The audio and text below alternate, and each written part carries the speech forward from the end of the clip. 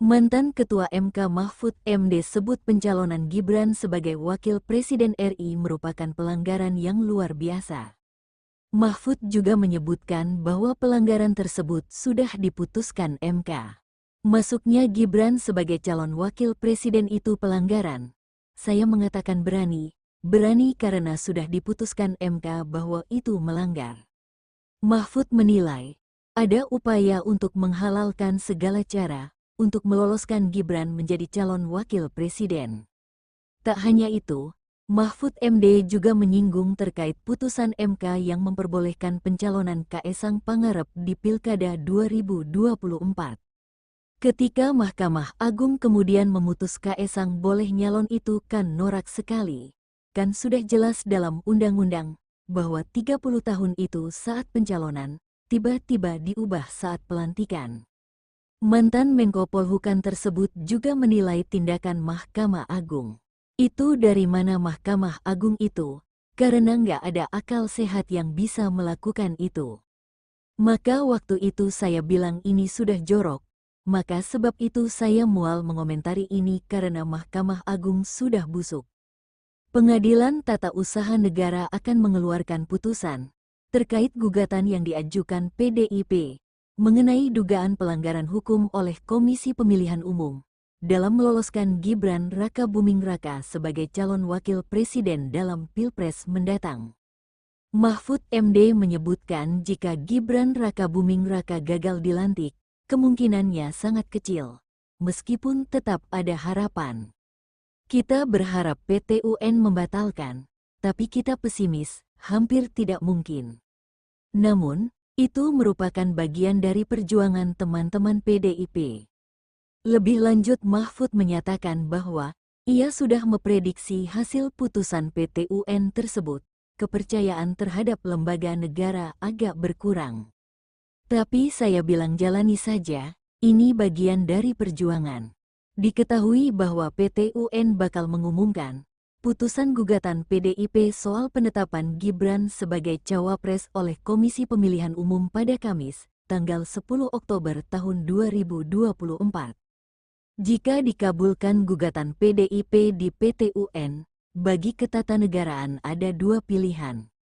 A. Jika memilih opsi tanpa keributan, pelantikan Gibran Rakabuming Raka tetap akan berjalan, dengan Prabowo Subianto sebagai presiden terpilih. Setelah itu, Prabowo diberi kewenangan konstitusional untuk memilih dua orang calon wakilnya, siapapun yang diinginkannya, jelas Mahfud. Mahfud menyebut, ada beberapa nama yang mungkin menjadi pilihan, dari segi kekuatan politik, di antaranya Puan Maharani, Agus Harimurti Yudhoyono, AHY, dan Muhaimin Iskandar. Alternatif lainnya adalah menyerahkan proses pemilihan kepada Majelis Permusyawaratan Rakyat. B. Jika diserahkan kepada MPR RI, prosesnya tidak akan menimbulkan keributan, pungkas Mahfud. Nantinya Presiden Prabowo Subianto diberi kewenangan yaitu, sesuai kewenangan konstitusi, untuk memilih dua orang, siapapun yang mau dia pilih dari kekuatan politik untuk menjadi wakilnya.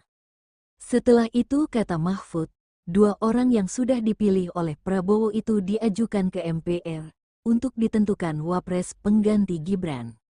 Di sisi lain, Mahfud mengatakan jika gugatan di PT UN mengabulkan gugatan PDIP dan kemudian Gibran mengajukan banding, maka Gibran tetap bisa dilantik menjadi wapres RI.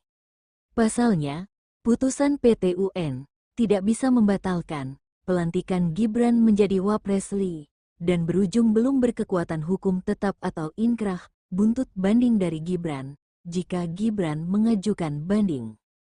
Putusan PT UN itu tidak akan menunda pelaksanaan pelantikan Gibran. Kalau putusannya belum inkrah, maka tetap Gibran bisa dilantik.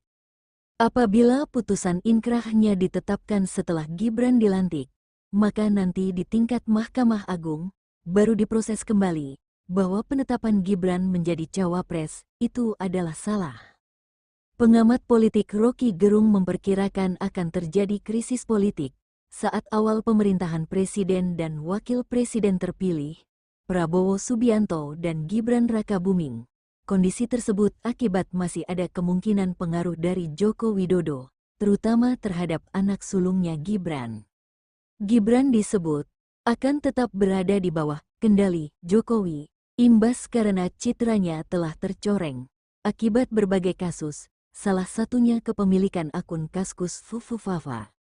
Pak Jokowi ada di dalam area remote control terhadap Gibran, sementara Gibran kehilangan sosok figur.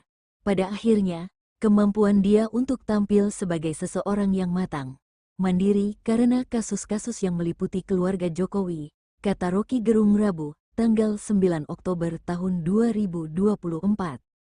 Menurut Rocky Gerung bahwa psikologi publik terhadap keluarga Jokowi pada saat ini dinilai telah terlanjur buruk. Rocky Gerung bahkan menyebut kalau nama Joko Widodo menjadi suatu kecelakaan dalam sejarah Indonesia. Karena didorong-dorong oleh oligarki, dimewah-mewahkan kesederhanaannya. Citra Jokowi di akhir masa jabatannya, kini disebut juga ulah dari orang-orang di belakangnya. Termasuk berbagai lembaga survei yang diduga dibayar untuk seolah-olah menggambarkan tingkat kepuasan masyarakat atas kepemimpinan Jokowi. Namun yang terjadi hari ini, kata Rocky Gerung, publik terlanjur tidak bisa percaya terhadap Jokowi dan keluarganya. Akhirnya terlihat aslinya, lalu dipersoalkan, sebetulnya ijazahnya ada apa tidak, sebetulnya anak-anaknya itu money laundry apa tidak, ujarnya. Polemik akun Kaskus Fufufafa masih terus menjadi perbincangan, apalagi akun kontroversial tersebut dikaitkan dengan Wakil Presiden terpilih Gibran Rakabuming Raka. Rocky Gerung menyebut Gibran Rakabuming Raka itu bisa saja tak jadi dilantik pada Oktober mendatang, kan itu masa lalu bisa dibilang novum, barang bukti baru. Ujar Rocky Gerung mungkin Jokowi akan melarang Gibran jika tahu soal Fufufafa sejak awal. Seandainya publik tahu waktu itu mungkin Gibran menghindar atau Jokowi akan larang, kan sudah terjadi. Maka diasumsikan enggak pantas kapasitas seperti Gibran memimpin publik, papar Rocky.